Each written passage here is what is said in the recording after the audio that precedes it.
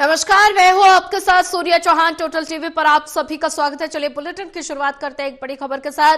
PM Modi आज ओडिशा और उत्तराखंड का दौरा करेंगे। मेक इन ओडिशा कॉन्क्लेव 2025 का करेंगे उद्घाटन। कॉन्क्लेव का उद्देश्य है ओडिशा के पूर्वोदय विजन का केंद्र बनाना है। देहरादून में 38वें राष्ट्रीय खेलों का उद्घाटन भी करेंगे पीएम मोदी। राष्ट्रीय खेलों की थीम पर हरित खेल रखी गई। प्रधानमंत्री नरेंद्र मोदी आज ओडिशा और उत्तराखंड का दौरा करेंगे। मेक इन ओडिशा कॉन्क्लेव 2025 का करेंगे उद्घाटन। कॉन्क्लेव का उद्देश्य है ओडिशा को पूर्वोदय विजन का केंद्र बनाना। देहरादून में 38वें राष्ट्रीय खेलों का उद्घाटन भी करेंगे पीएम मोदी। राष्ट्रीय खेलों की थीम हरित खेल रखी गई।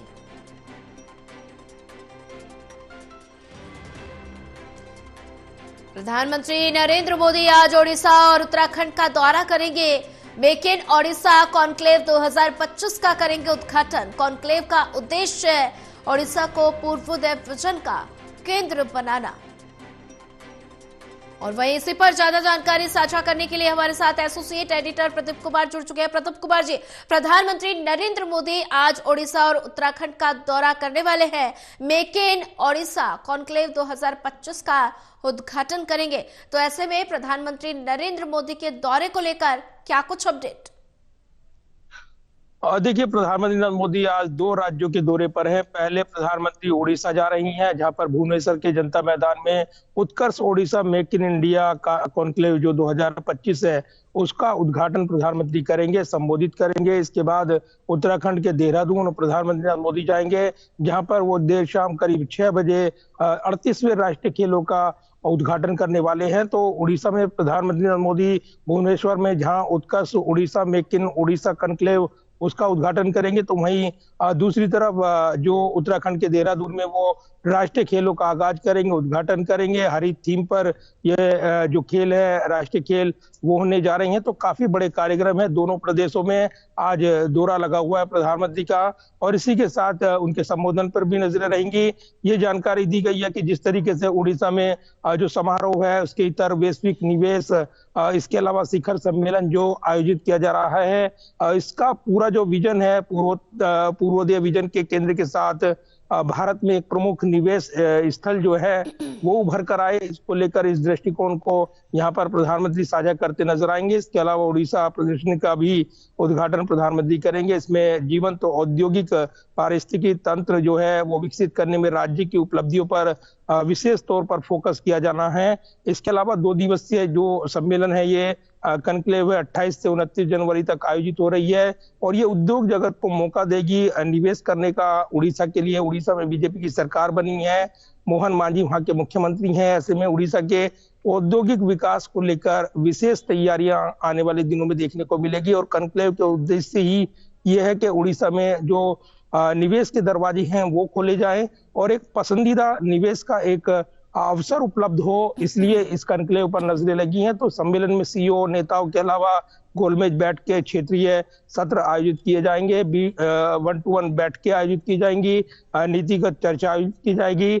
और इसके साथ ही प्रधानमंत्री का जो अगला जो दौरा रहेगा वो रहेगा उत्तराखंड का, जहां पर वो देहरादून में जो 38वें राष्ट्रीय खेल है उनका उद्घाटन करेंगे।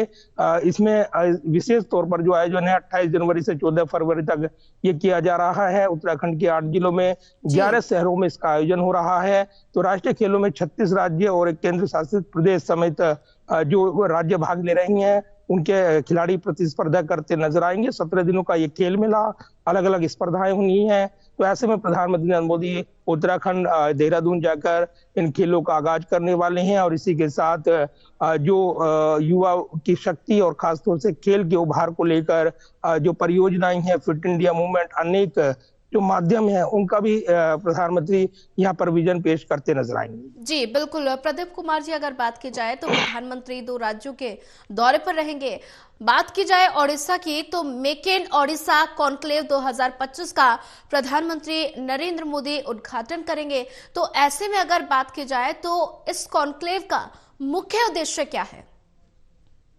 देखिए, जिस तरीके से राज्य में बीजेपी की सरकार बनी है और वहां पर जो उड़ीसा जो पिछड़ा राज्य माना जाता था, लेकिन उसका उभार हुआ और जो पूर्ववर्ती सरकार रही है नवीन पटनायक की, उन्होंने उड़ीसा को आगे बढ़ाया है। लेकिन अब इसको आगे और लेकर जाया जाए, उड़ीसा का खास तौर से जो दूर दराज के क्षेत्र हैं उनका विकास सुनिश्चित किया जा सके, औद्योगिक क्रांति के साथ इस राज्य की सहभागिता और इसका उभार हो, इसी दृष्टिकोण के साथ कॉन्क्लेव का आयोजन यहाँ पर किया जा रहा है। उड़ीसा उत्कर्ष कॉन्क्लेव जो है राज्य को बढ़ावा देने का एक अवसर होगी, निवेश के नए दरवाजे खुलेंगे, जो औद्योगिक जो घराने क्षेत्र हैं उनके लिए अवसर होगा कि वो उड़ीसा में निवेश कर कहीं ना कहीं उड़ीसा की गति विकास को रफ्तार दे सके। और इसीलिए इस कॉन्क्लेव में जो है सीईओ और जो अन्य जो विशेष कंपनियां इसमें आमंत्रित की गई हैं, वो यहाँ पर विजन दृष्टिकोण साझा करेंगे और इसी के साथ एक बेहतर निवेश के अवसर पैदा हो राज्य में, जिसके साथ वो भारत के साथ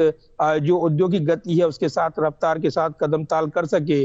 और इसलिए उड़ीसा कॉन्क्लेव राज्य को औद्योगिक रफ्तार देगी और साथ ही विजन को साकार करने में महत्वपूर्ण भूमिका निभाएगी। लिहाजा इस कॉन्क्लेव पर तमाम नजरें लगी हैं, साथ ही प्रधानमंत्री के संबोधन पर भी नजरें रहेंगी। उड़ीसा के संदर्भ में वो क्या विजन पेश करते हैं, क्या यहाँ पर उड़ीसा के औद्योगिक गति को लेकर क्या अपनी बातें रखते हैं, इस पर भी नजरें रहने वाली है। जी बिल्कुल, प्रदीप कुमार जी बने रहिए हमारे साथ, आगे भी आपसे अपडेट लेते रहेंगे।